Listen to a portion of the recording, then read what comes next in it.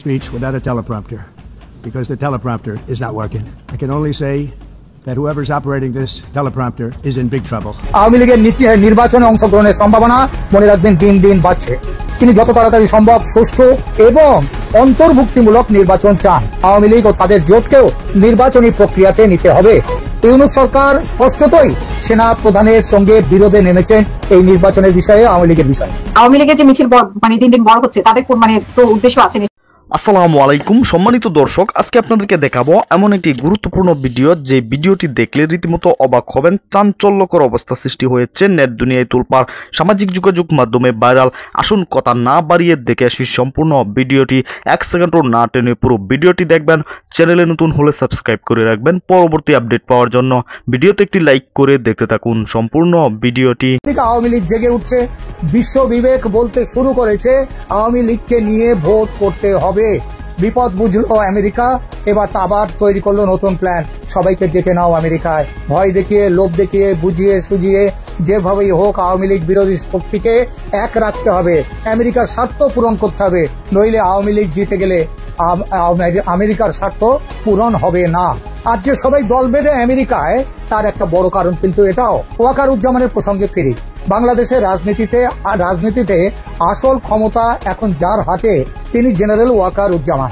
তিনি চাইলে এক মুহূর্তে ইউনূসের সাঙ্গপাঙ্গ সমেত গদি উল্টে জেলখানায় ভরে দিতে পারেন, নতুন সরকার তৈরি করতে পারেন। এখন যা পরিস্থিতি বাংলাদেশের, সেই বিপ্লবীরা তাদের কোমর মেরুদণ্ড সব ভেঙে গেছে, তারা দুর্নীতিতে ডুবে গিয়ে নিজেদের একেবারে শেষ করে দিয়েছে। সুতরাং আর যদি এখন জেনারেল ওয়াকারুজ্জামান ভেঙে দেন এই উপদেষ্টা পরিষদ, নতুন উপদেষ্টা পরিষদ তৈরি করার, কিংবা কেয়ারটেকার গভর্নমেন্ট কিংবা অন্য যে কোনো গভর্নমেন্ট করতে যান রাষ্ট্রপতিকে দিয়ে, তার বিরুদ্ধে কেউ যাবে না। কিংবা রাষ্ট্রপতিকে বরখাস্ত করেও তিনি ক্ষমতার দখল নিতে পারেন। এমন তো হতে পারে তিনি সামরিক অভ্যুত্থান কেন নিচ্ছেন না, খতিয়ে দেখা যাক বিষয়টা। অধ্যাপক ইউনূস এবং জেনারেল ওয়াকারুজ্জামানের মধ্যে সবচেয়ে বড় দ্বন্দ্বের বিষয়, অন্যতম বড় দ্বন্দ্বের বিষয় ছিল দেশের নির্বাচন। তিনি যত তাড়াতাড়ি সম্ভব সুষ্ঠু এবং অন্তর্ভুক্তিমূলক নির্বাচন চান। অন্তর্ভুক্তিমূলক নির্বাচনের মানেটা কি? মানে হচ্ছে আওয়ামী লীগ ও তাদের জোটকেও নির্বাচনী প্রক্রিয়াতে নিতে হবে, যেটা ইতিমধ্যে আইনি প্রক্রিয়ার দোহাই দিয়ে কেড়ে নিয়েছে বর্তমান সরকার এবং আওয়ামী লীগ।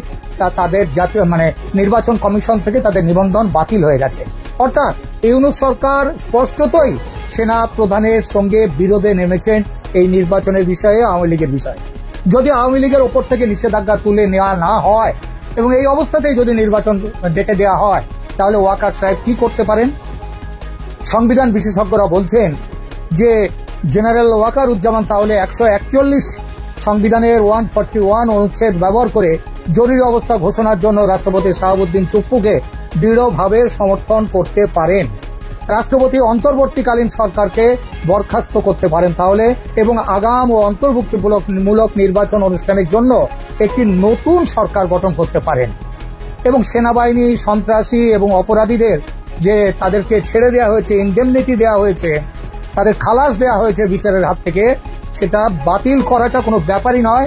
সেটা বাতিল করে অপরাধীদের বিরুদ্ধে কঠোর পদক্ষেপ সেনাবাহিনী নিতে পারে এবং নির্বাচনের জন্য সঠিক পরিবেশ তৈরি করতে আইন শৃঙ্খলা সেটা পুনরুদ্ধার করতে পারে সেনাবাহিনী। কিন্তু এটা সংবিধান বিশেষজ্ঞদের কথা। কিন্তু সামরিক কর্মকর্তারা যারা ওয়াকারুজ্জামানকে চেনেন, জানেন, দেখেছেন এতদিন ধরে, তাদের বক্তব্য যে একেবারে প্রয়োজন না হলে ওয়াকারুজ্জামান এই ধরনের বিকল্প এড়িয়ে যাবেন। অর্থাৎ তিনি সরাসরি ইউনূস সরকারকে বরখাস্ত করার দিকে যাবেন না। তিনি সেনাবাহিনীর ভেতরে এবং বাইরে আলোচনার মাধ্যমে সমস্যার সমাধান চান। তিনি তার কর্মকর্তা এবং অন্যান্য নির্ভরযোগ্য ব্যক্তিদের সাথে পরামর্শ না করে তাড়াহুড়ো করে সিদ্ধান্ত নেবেন না, কারণ তিনি ঐকমত্য চান। একজন কর্মরত সেনা অফিসার কথা বললেন। কিন্তু যদি ইউনূসকে অপসারণের হুমকি আসে, তাহলে কি হবে? তখন সেই কর্মকর্তা তিনি বললেন, সেনাকর্তা তিনি বললেন, তাহলে তো সবকিছু বদলে যাবে।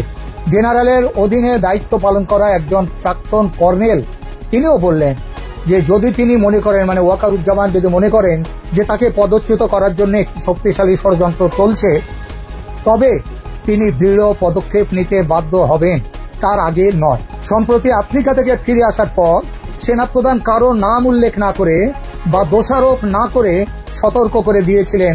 একটা কথা তার মধ্যে খুব উল্লেখযোগ্য ছিল, তিনি বলেছিলেন, দয়া করে আমাকে এমন কাজ করতে বাধ্য করবেন না যা আমি করতে চাই না। এটা ছাত্র নেতাদের এবং তাদের সমর্থন করছে যারা যে উগ্রপন্থীরা, তাদের উদ্দেশ্যে এই কথাগুলো বলেছে। আওয়ামী লীগের পক্ষে দাঁড়ানো ছাড়া বিকল্প নেই। জেনারেল ওয়াকারুজ্জামান ইতিমধ্যে স্পষ্ট করে দিয়েছেন তিনি কি চান। জেনারেল ওয়াকারুজ্জামান মুক্ত, নিরপেক্ষ, free, fair and inclusive election, মুক্ত, নিরপেক্ষ, অন্তর্ভুক্তিমূলক নির্বাচনের পক্ষে দৃঢ় অবস্থান নিয়েছেন। তিনি বলেছেন যে দেশের রাজনৈতিক স্থিতিশীলতা কেবল নির্বাচিত সরকারের মাধ্যমেই তার সেই স্থিতিশীলতা আনা সম্ভব, অনির্বাচিত সিদ্ধান্ত গ্রহণকারীদের মাধ্যমে নয়।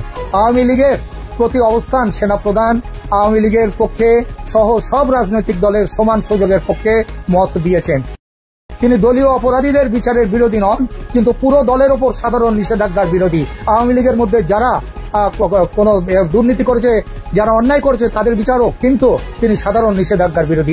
বিএনপি আর আগের মতো ভারত বিরোধী দল নয়। তাছাড়া ভারত, চায়না, রাশিয়ার যে একটি আন্তর্জাতিক শক্তিশালী পক্ষ তৈরি হয়েছে, এই পক্ষের সঙ্গে সুসম্পর্ক ছাড়া বাংলাদেশের মতো দেশে রাষ্ট্রে ক্ষমতায় যাওয়ার স্বপ্ন দেখা আসলে সম্ভব নয়। সুতরাং মির্জা ফখরুল ইসলাম আলমগীর দুর্দান্ত একটি কাজ করেছেন বলে আমি মনে করি। এই অবস্থায় জামায়াতকে ছেটে ফেলা এবং আওয়ামী লীগকে নির্বাচনে দেখতে চাওয়ার মতো বার্তা ভারতের জন্য খুব গুরুত্বপূর্ণ। কারণ ভারত মনে করতেই পারে যে জামায়াত এবং এনসিপি ধরনের দল বাংলাদেশ সহ উপমহাদেশের পরিস্থিতি সংঘাতপূর্ণ এবং অস্থিতিশীল করে তুলেছে। বিএনপি যদি প্রকাশ্যে জামায়াতকে দুর্বল করে দেখায়, তাহলে দিল্লির কাছে তারা গ্রহণযোগ্য হতে পারে। কিন্তু এর অন্য দিক হলো, জামায়াত ক্ষুব্ধ হয়ে বিএনপিকে ছেড়ে দিলে মাঠ পর্যায়ে বিএনপির শক্তি কমে যাবে। এটা হয়তো বিএনপির পক্ষ থেকে এটা মনে করা হচ্ছে, যে কারণে এখনো পর্যন্ত তারা জামায়াতকে তোষণ করে যাচ্ছে। বাংলাদেশের রাজনীতিতে আমরা দেখতে পাচ্ছি এই তোষণ এবং চাপানোতরের রাজনীতি। বিএনপিকে জীবিত রাখবে না কেউ বাংলাদেশে, অন্ততপক্ষে ডক্টর ইউনূস, এনসিপি বা জামায়াত, কেউ বিএনপির রাজনীতিকে বাংলাদেশে থাকতে দেবে না। বিএনপিকে জীবিত রাখবে না কেউ। বিদেশি শক্তি চেয়েছে বলে আওয়ামী লীগকে দুর্বল করতে পেরেছে, কিন্তু তারা বিএনপিকে এককভাবে শক্তিশালী করবে এটা মানার কোনো কারণ নেই। বরং বিএনপিকেই এখন নিজের দিকে থাকার জন্য আওয়ামী লীগকে স্বীকৃতি দিতে হবে। আর এটাই বাংলাদেশের বাস্তব রাজনীতি। এই রাজনীতির কথা আমি বলে বলে মুখে ফেনা তুলে ফেলেছি। এই রাজনীতিটি বুঝতে বিএনপির সময় লেগেছে 13 মাস। ধরুন যদি 2014 সালে, মানে 13 মাসের কথা বলছি আমি খুব কম, এই 2024 সালের পরে, কিন্তু ধরুন যদি 2014 সালে জামায়াতের যুদ্ধাপরাধী নেতাদের বাঁচানোর জন্য না দাঁড়িয়ে যদি সেই সময় বিএনপি নির্বাচনে আসতো, তাহলে আজকে পরিস্থিতি অন্যরকম হতো। অনেকেই বলতে শুরু করেছিলেন যে বিএনপি সে সময় নির্বাচনে এলেই জয়লাভ করতো, কিংবা ধরুন যদি জয়লাভ নাও করতো, যত সংখ্যক আসন নিয়ে তারা বিরোধী দল হয়ে সংসদে যেত, তাতে বাংলাদেশের সংসদীয় গণতন্ত্র আসলে শক্তিশালী হতো এবং বেঁচে যেত। আজকের মতো তার মরণ দশা হতো না। সংসদ ভবনকে ওই সন্ত্রাসীরা গিয়ে 2024 সালে দখল করতো না। আজকে বিএনপিকে পিআর মেনে নিয়ে নির্বাচনে পরাজিত হয়ে রাজনীতিতে টিকে থাকার জন্য জামায়াতের মতো স্বাধীনতা বিরোধীদের কাছে কথায় কথায় পরাজিত হতে হতো না। ডক্টর ইউনূসের মতো 1-11 -2 থিওরির জনক, তার কাছ থেকে রাজনীতি ভিক্ষা করতে হতো না। মির্জা ফখরুল ইসলাম আলমগীরকে ডক্টর ইউনূসের গেটিস হয়ে তার পিছন পিছন নিউ ইয়র্ক দৌড়াতে হতো না। অনেক কিছুই হতো না যদি বিএনপি শুধু তার নিজস্ব রাজনীতিটাও ঠিক মতো করতো। হোক সেটা আওয়ামী বিরোধী, আপত্তি নেই, কিন্তু বিএনপি তো আওয়ামী বিরোধী রাজনীতি আর জামায়াতের দেশ বিরোধী রাজনীতিকে এক করে ফেলেছিল। ফলে এখন তার ফল ভোগ করছে তারা তো করছেই, পুরো দেশটাই ভোগ করছে। আরো বাকি আছে। ফেব্রুয়ারি, দিল্লি দূর, অস্তের মতো এখন অনেক দূরে। এখনো তারেক রহমান দেশে ফিরতে পারেননি, পারবেন কিনা তাও জানি। দর্শক, সম্পূর্ণ ভিডিওটি দেখলেন, অবশ্যই বুঝতে পেরেছেন ভিডিওটি গুরুত্বপূর্ণ ছিল।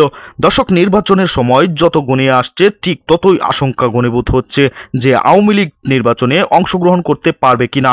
দর্শক, ইতিমধ্যেই বিভিন্ন বিশ্লেষকগণ বলছেন যে আওয়ামী লীগ ছাড়া নির্বাচন হবে না। দর্শক, আপনাদের কি মনে হয় আওয়ামী লীগ ছাড়া নির্বাচন কি হবে নাকি হবে না, তা অবশ্যই কমেন্ট করে জানাবেন এবং প্রতিনিয়ত আপডেট সকল নিউজ পেতে চ্যানেলটিকে সাবস্ক্রাইব করে রাখবেন। এই মুহূর্তে বিদায় নিচ্ছি, দেখা হবে পরবর্তী কোনো ভিডিওতে। সে পর্যন্ত ভালো থাকবেন, সুস্থ থাকবেন। আসসালামু আলাইকুম।